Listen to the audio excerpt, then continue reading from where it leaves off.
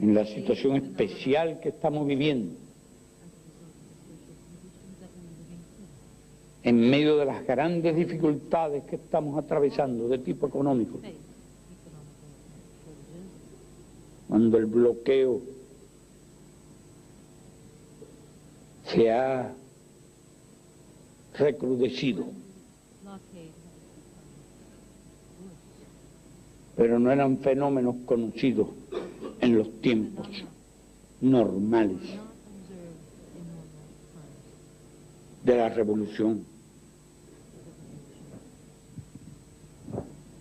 No se ven hombres durmiendo en los portales y arropados en periódicos.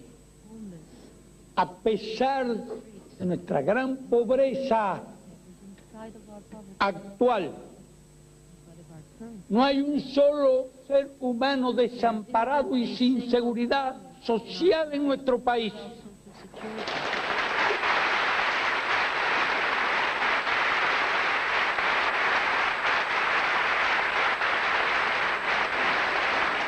A pesar de nuestra gran pobreza actual,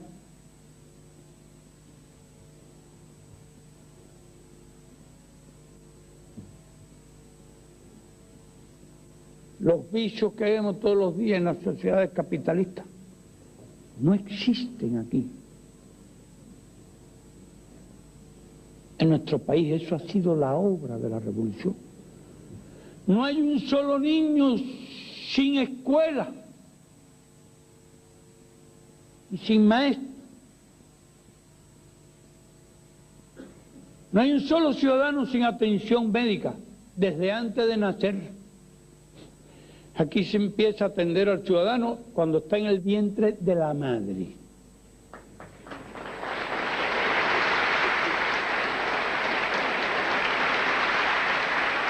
Desde la primera semana de su concepción. Somos el país del mundo de más médicos per cápita, a pesar del periodo especial. El país del mundo, no digo del tercer mundo, del mundo. Por encima de los nórdicos, de los canadienses y de todos aquellos que figuran como en las posiciones cimeras de la salud pública. Somos el país del mundo de más maestros y profesores per cápita.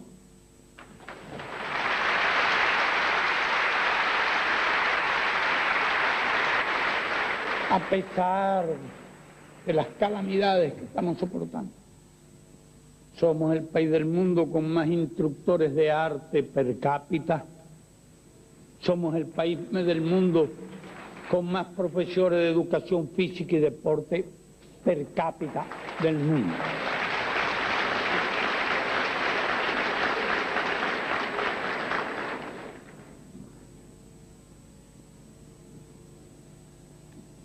A ese es el país que bloquea. A ese es el país que tratan de rendir por hambre y por enfermedad.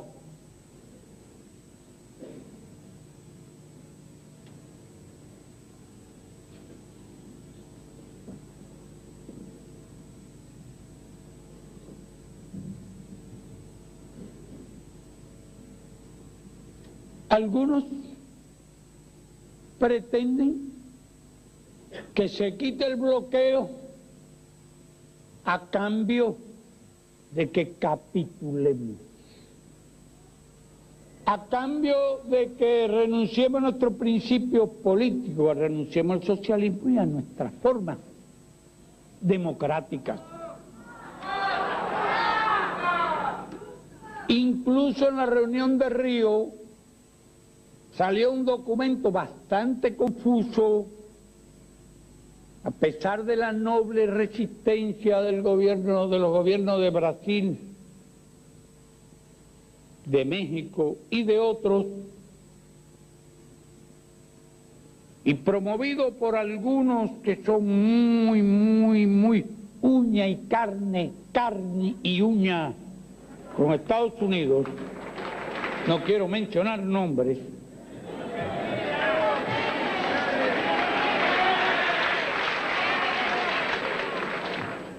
que dio lugar a un documento bastante confuso, con cierto nivel de confusión, que da lugar a interpretaciones. Y algunos lo interpretan como la posición de Estados Unidos, condicionamiento a la suspensión del bloqueo a cambios políticos.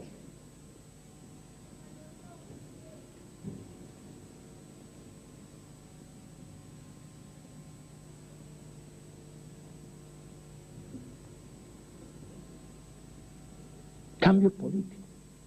¿Habrá país que haya hecho más cambios políticos que nosotros? ¿Y qué es una revolución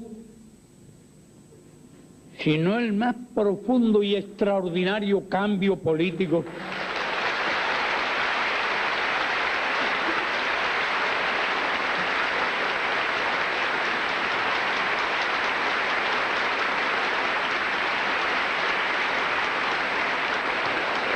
Y nosotros hicimos esa revolución hace más de 35 años. Y a lo largo de 35 años hemos estado haciendo cambios políticos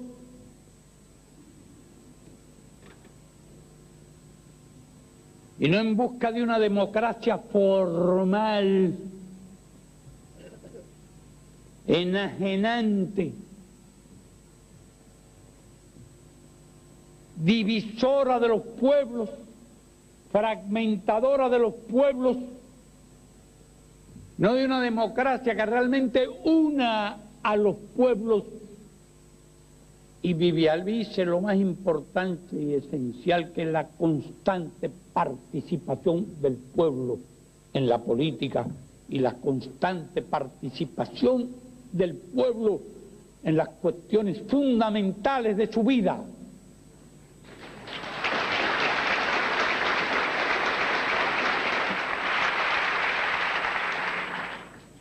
Incluso en periodos recientes hicimos modificaciones a la Constitución, al partir del principio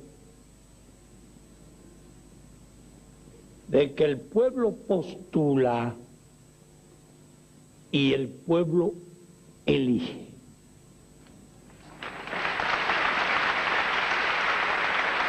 No critico a nadie, pero en la mayor parte del mundo, hasta incluso en África, que le están introduciendo junto con el neoliberalismo y el neocolonialismo y todas estas cosas, los sistemas políticos occidentales, gente que nunca oyó hablar de Voltaire, Danton, Juan Jacobo Rousseau, ni oyó hablar de los filósofos de la independencia de Estados Unidos. Y recuérdese bien cómo Bolívar en nuestro hemisferio era tan renuente a la copia mecánica de los sistemas europeos y norteamericanos, y que han conducido a la catástrofe a nuestros países, a la división, a la subordinación, al neocolonialismo.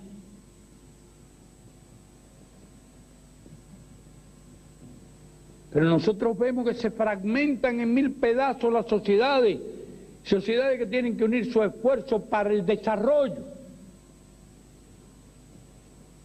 Y allá le han prohibido no el multipartidismo, sino el milipartidismo, porque son, o el centipartidismo, cientos y hasta miles de partidos. Y nosotros hemos trabajado, hemos elaborado un sistema propio, nuestro, que no lo copiamos de nadie. Establecimos el principio de quién postula en primer lugar, y postulan los vecinos. Se podrá estar de acuerdo o no, pero es tan respetable como la democracia griega de que tanto se habla. Y sin esclavos ni siervos. Que la democracia griega eran unos pocos que se reunían en la plaza. Tenían que ser tan pocos que en época en que no había micrófonos, se reunían todos a hacer una elección allí.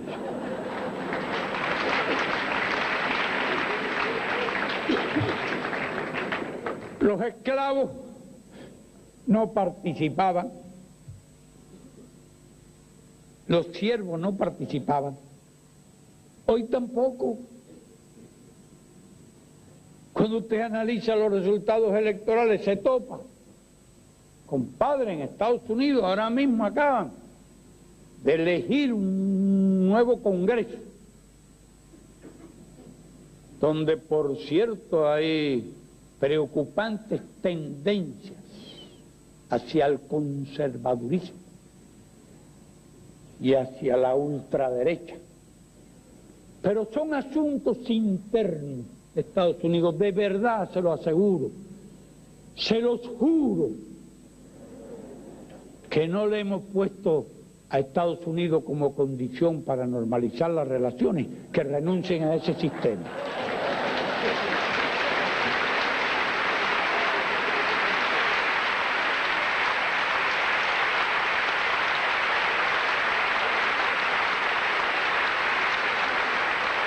Calculen que le digamos que tienen que votar por lo menos el 80% de la gente. El 38 decidió y se acabó. Y los demás dijeron, me voy para la playa, o me voy para el cine, o voy a descansar en mi casa. Eso ocurre entre los campeones de la libertad y de los derechos humanos y los derechos civiles, etc.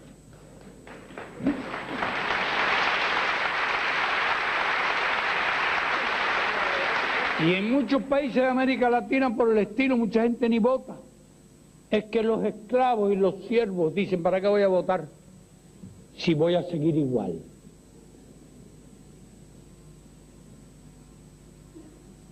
Y qué difícil es ponerlos de acuerdo. Eso sí, la influencia de los medios masivos es cada vez mayor y el complejo de obstáculos que tienen que vencer las fuerzas populares son cada vez más difíciles de sobrepasar.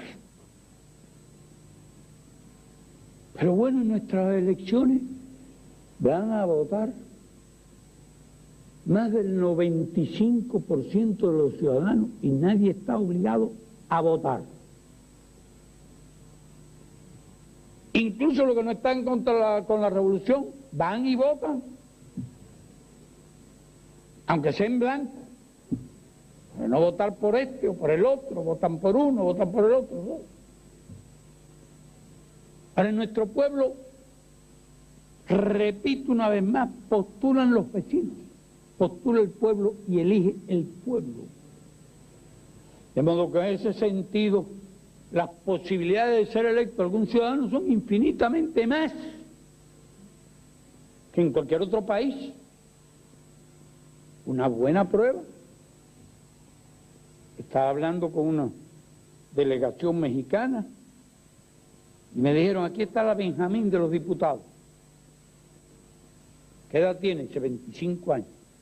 Realmente me quedé admirado. Pero de repente me acordé de que nosotros tenemos varios diputados de menos de 20 años. Porque los estudiantes, desde secundaria en adelante, participan en el proceso de la selección de los candidatos y todas las organizaciones de masas. Los campesinos participan en el proceso de la selección de los candidatos. Las organizaciones de mujeres participan en el proceso de selección de los candidatos. Los sindicatos participan en el proceso de la selección de los candidatos. Los comités de defensa de la revolución participan en el proceso de la selección de los candidatos. Y hay numerosos estudiantes de secundaria y de preuniversitario y universitario que son diputados a la Asamblea Nacional, y mujeres, y campesinos, y obreros, y trabajadores, intelectuales, de todos los sectores. No es el partido el que postula. El partido ni postula, ni elige. Vela porque se cumplan todos los principios y todas las normas, pero no participa en ninguno de esos procesos electorales. Esa es la situación de nuestro país. Y en una de las últimas modificaciones, cada uno de los candidatos a diputados tiene que sacar más del 50% de los votos válidos. Alarcón estuvo explicando algunas de estas cosas cuando recordaba con una revista que llevaba en la mano. Él tiene la ventaja de que habla inglés y de vez en cuando se está leyendo una revista norteamericana, y explicaba cómo un señor se había gastado 25 millones de dólares en una campaña. ¿Qué democracia es esa? ¿Cuánta gente tiene 25 millones de dólares para gastárselo en una campaña? Y en Cuba no necesita gastar ni 25 dólares. Tal vez el pasaje para ir a votar el día de las elecciones. Gastarse en ciudadanos, ¿qué democracia es esa que exige ser millonario para poder contar todos los recursos con que hablar y persuadir a la gente para que lo voten? Y después no se acuerdan más de él hasta la próxima elección, a los 4 o 5 años. No cuentan con él ni una sola vez, más nunca. Se olvidó. En nuestro país los cargos son renovables.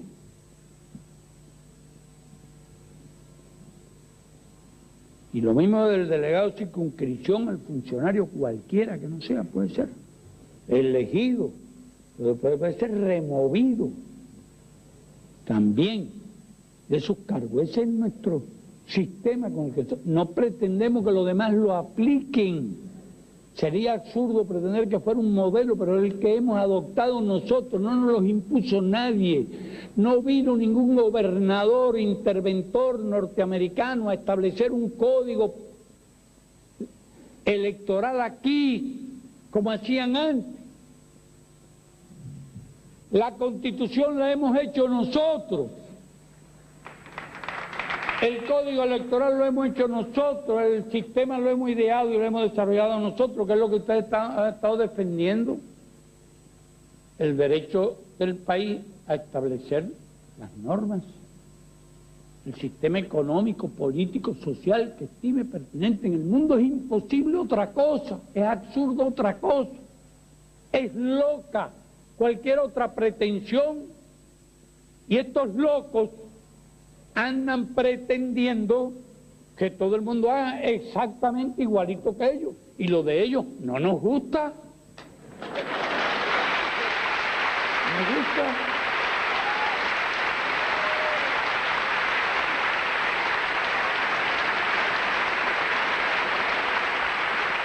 Por eso para nosotros es inaceptable la cuestión de cese el bloqueo a cambio de concesiones políticas, concesiones que corresponden a la soberanía de nuestro país.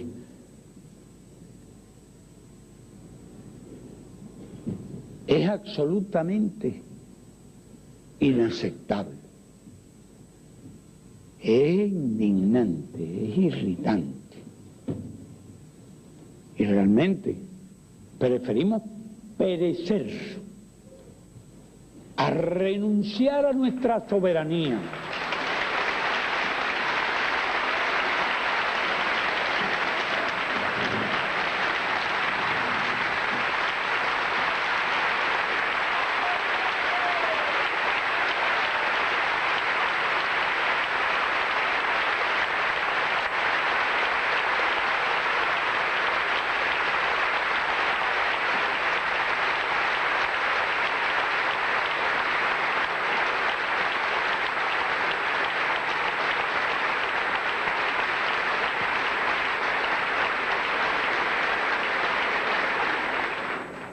Nosotros teníamos el bloqueo hace muchos años.